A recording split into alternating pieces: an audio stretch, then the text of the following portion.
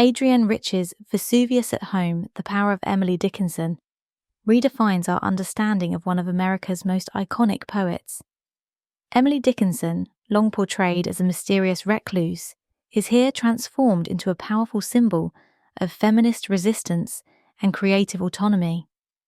Rich critiques the traditional view of Dickinson as the passive, frail, and eccentric Belle of Amherst, instead emphasizing her deliberate choice of isolation as a form of artistic self-preservation and empowerment. Dickinson's poetry, according to Rich, brims with volcanic energy, hidden beneath the surface of her quiet domestic life. This essay explores the radical implications of Dickinson's seclusion, the complex power dynamics within her work, and the legacy she leaves for women writers and artists. Rich's reappraisal of Dickinson challenges both literary scholars and feminist readers to reconsider the ways in which women have historically been marginalized in cultural and intellectual life. Adrienne Rich begins by dismantling the sentimentalized myth of Emily Dickinson that has pervaded both popular culture and literary criticism. The image of Dickinson as a shy, eccentric spinster who lived in near-total isolation has been perpetuated through countless biographies, plays, and interpretations of her work. This image, Rich argues, has allowed critics to diminish Dickinson's intellectual and creative agency, reducing her life to a narrative of tragic eccentricity rather than one of conscious, radical choice. By focusing on Dickinson's seclusion and her distance from public life, traditional interpretations have often failed to engage with the full depth of her work. Rich's approach to Dickinson is one that refuses to accept this reduction. Instead, she presents Dickinson as a poet who wielded immense personal power, channeling it into her writing in a way that defied the conventions of her time. For Rich, Dickinson's choice to withdraw from society was not an indication of frailty, but a strategic decision to protect her artistic integrity and independence. Dickinson's poetry, with its explosive imagery and profound emotional resonance, reflects a mind that was not retreating from the world, but engaging with it on her own terms. One of the most compelling arguments Rich makes in this essay is that Dickinson's seclusion was a deliberate, empowering choice rather than a symptom of social dysfunction or mental fragility. In the context of 19th century American society, where women were expected to fulfill domestic roles and remain subservient to men, Dickinson's decision to retreat from these societal norms was a radical act of self-preservation. Her isolation allowed her to carve out a space in which she could write freely, unencumbered by the demands of domesticity or the expectations placed upon women of her class. Rich underscores how Dickinson's withdrawal from society gave her the autonomy to pursue her creative work without interference. In a world where women's intellectual contributions were often undervalued or dismissed, Dickinson's isolation was a form of resistance against a culture that sought to limit her potential. This decision reflects a profound understanding of her own needs as an artist. Rich's portrayal of Dickinson as a woman who understood and nurtured her genius suggests a new model of female empowerment, one that does not rely on public recognition or external validation, but instead prioritizes self-knowledge and inner strength. While Dickinson's isolation was often framed as a failure to engage with the world, Rich argues that it was, in fact, a way of engaging with it more deeply. By choosing to withdraw, Dickinson was able to focus intensely on her writing, exploring themes that were often too dangerous or controversial to express publicly. Her poems delve into subjects such as death, desire, power, and the limitations of language, topics that challenge the societal norms of her time. In this sense, Dickinson's retreat from society was not a retreat from reality, but a way of confronting it more fully on her own terms. Rich's metaphor of Vesuvius is one of the most striking elements of the essay.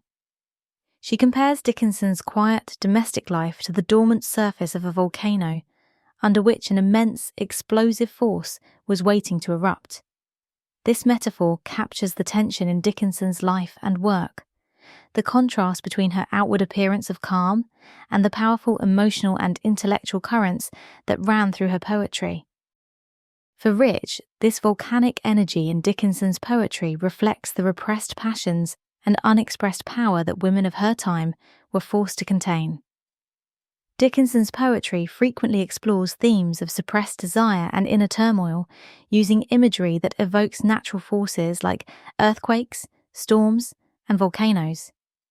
These images convey a sense of immense power straining against the boundaries imposed by society and language. In this way, Dickinson's work can be seen as a form of quiet rebellion, an assertion of her own power and agency in a world that sought to deny her both. Rich suggests that Dickinson's poetry is marked by a constant tension between control and chaos, between the need to contain her emotions and the desire to let them explode. This tension mirrors the experience of many women who, like Dickinson, were expected to conform to restrictive social roles while suppressing their own desires and ambitions. In this sense, Dickinson's poetry can be read as an exploration of the psychological and emotional costs of living in a patriarchal society. Rich delves deeply into the ways in which Dickinson's poetry engages with questions of power and identity, particularly as they relate to gender. She argues that Dickinson's frequent use of masculine pronouns in her poetry reflects her struggle to claim authority and agency in a male-dominated world. In a society that denied women power, Dickinson's use of masculine imagery can be seen as a way of asserting her own strength and autonomy. At the same time, Dickinson's poetry also grapples with the limitations of female identity. Many of her poems explore the tension between the roles assigned to women, daughter, sister, wife, and the more complex, multifaceted self that exists beneath these socially imposed identities. Rich suggests that Dickinson's work reflects a desire to transcend the narrow definitions of womanhood that were available to her and to claim a more expansive, autonomous sense of self. In this way, Dickinson's poetry can be seen as a form of feminist resistance. Although she did not explicitly engage with the feminist movements of her time, her work challenges the patriarchal structures that sought to confine her. By using language in ways that defy conventional meanings and exploring themes that were often considered taboo, Dickinson created a space in which she could express her own identity on her own terms. In the final sections of the essay, Rich reflects on the significance of Emily Dickinson for women writers and artists. She argues that Dickinson's life and work offer a powerful model of creative autonomy and resistance.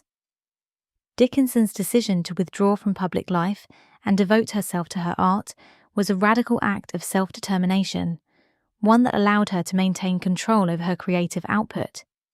For women who face similar pressures to conform to societal expectations, Dickinson's example offers a powerful reminder of the importance of self-preservation and inner strength. Rich emphasizes that Dickinson's legacy is not just one of literary brilliance, but also of personal courage. By choosing to live her life on her own terms, Dickinson demonstrated that it is possible for women to carve out spaces of freedom and autonomy, even within the constraints of a patriarchal society. Her life and work continue to inspire women writers who seek to assert their own voices and claim their creative power. In this sense, Dickinson's legacy is not just about the past, but about the future. Rich sees in Dickinson a model of what is possible for women who refuse to be confined by societal expectations. Through her poetry, Dickinson created a world in which she could explore her own desires, fears, and ambitions, one that continues to resonate with readers and writers today. Conclusion. Adrienne Rich's Vesuvius at Home, The Power of Emily Dickinson repositions Emily Dickinson as a radical force in American literature. Far from being a passive, isolated figure, Dickinson emerges in Rich's analysis as a woman of immense creative power and intellectual autonomy. Through her deliberate seclusion, Dickinson was able to cultivate her genius, crafting a body of work that challenges both the societal norms and literary conventions. Her poetry, with its volcanic energy and complex explorations of identity, power, and desire, reflects a mind that was constantly grappling with the tensions of her time. For Rich, Dickinson's life and work represent a form of feminist resistance, one that defied the expectations of her era and created new possibilities for women, writers, and artists. By reclaiming Dickinson's power and agency, Rich offers a new way of understanding the poet's legacy, one that celebrates her as a woman who refused to be confined by the limitations of her society. In doing so, Rich's essay not only redefines Emily Dickinson's place in literary history, but also offers a powerful vision of what it means to live a life defined by creative freedom and personal autonomy.